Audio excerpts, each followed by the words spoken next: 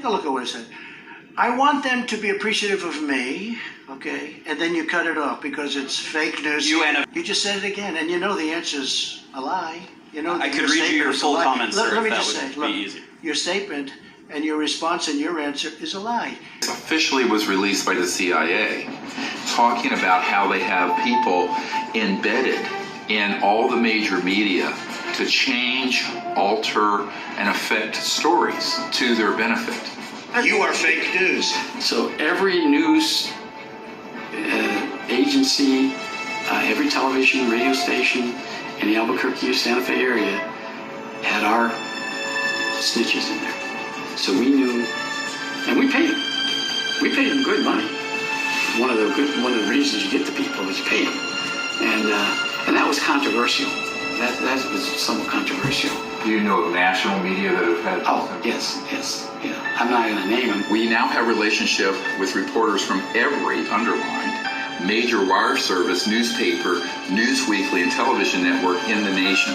In many instances, we have persuaded reporters to postpone, change, hold, or even scrap stories that could have adversely affected national security interests or jeopardized our sources and methods. And it goes on to then say that they have the same within academic circles. There's a finding that the Pike Committee made that they had verified 42 full-time Central Intelligence Agency paid employees that were inserted inside the major national news media centers.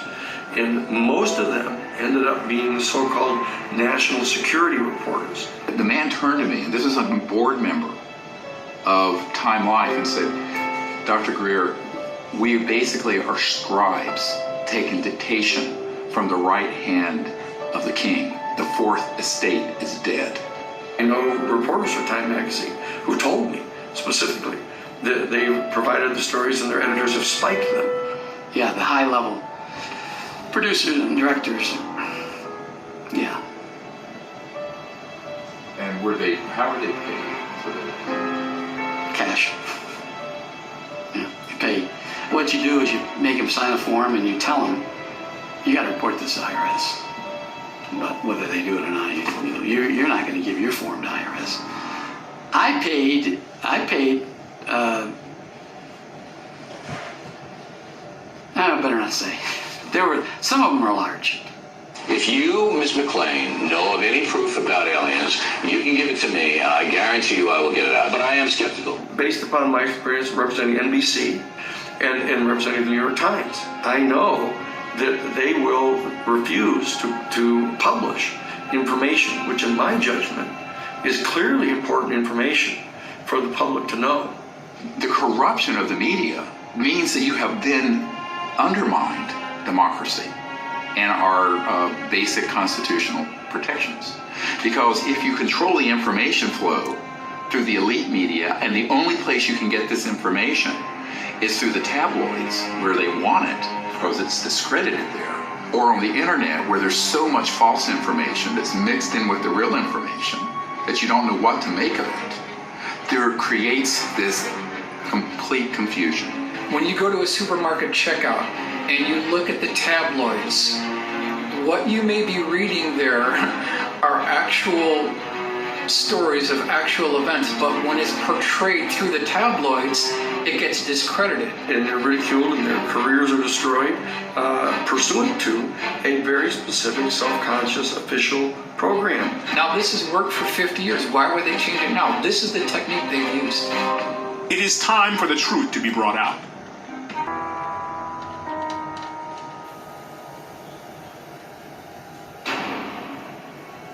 We have lost 100 years of evolution on planet Earth.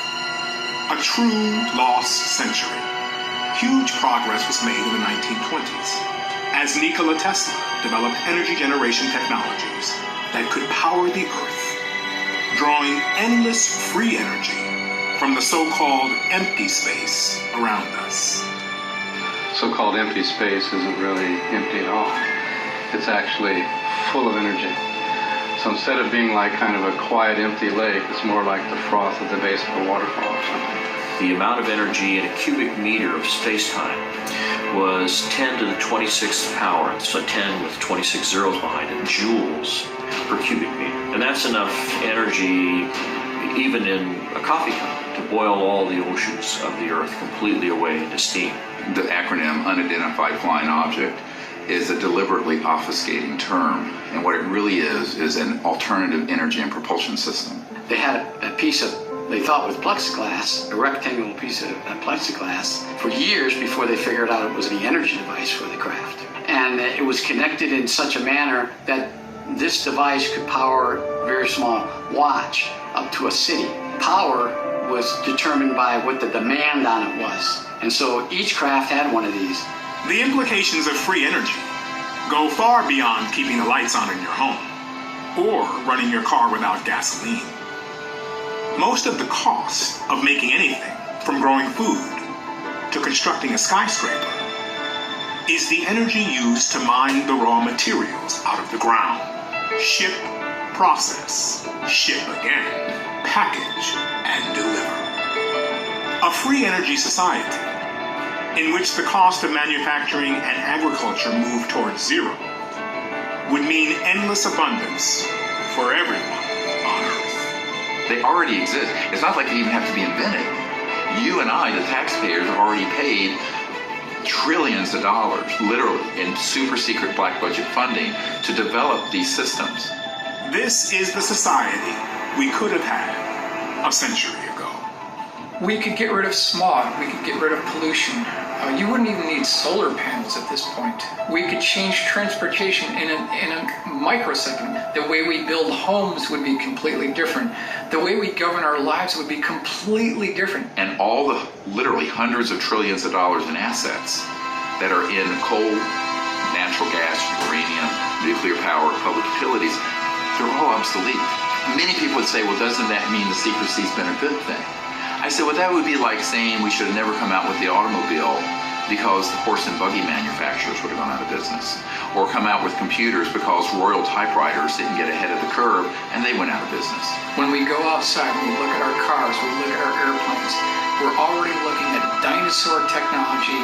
It's laughable where we are right now. We should be at least 100 years ahead of where we are right now. And there are still files on this issue classified top secret from 100 years ago for the same reasons, because the macroeconomic order of fossil fuels, petrodollar, a handful of industrial elites and corporations be completely transformed. But the folks who actually call the shots in the multi-trillion-dollar global economy, they don't want to see that happen. They know that if that power was delineated to the average person, we wouldn't need them anymore.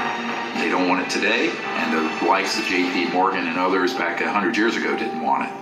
When they found out that Tesla had passed away in the Hotel New Yorker, they came in, they had the manager of the hotel open the safe, and they took all of Tesla's papers. And this was to the director of the FBI from the Department of Defense in a turf war trying to get that information and lock it up. This is not a contested document. This has been officially released. A century of artificial scarcity has produced a destabilized, dehumanized, war-torn world, where the power and wealth have been transferred from the many to the hands of the few. If you take that on, you're going to run into the mother of all buzzsaws in terms of the national security state. Some of the breakthroughs in the past have been deliberately suppressed. There were 5,135, I believe it is, patents that have been confiscated under national security seizures. Now, these are just the patents.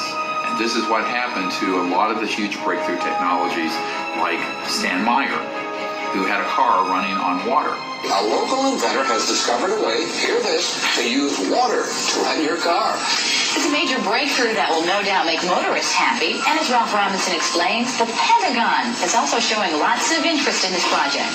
A lot of people don't realize that Stan Meyer had a toroidal, a donut-shaped object that put out many times more energy than you had to put into it because it was tapping into this zero-point quantum vacuum energy field.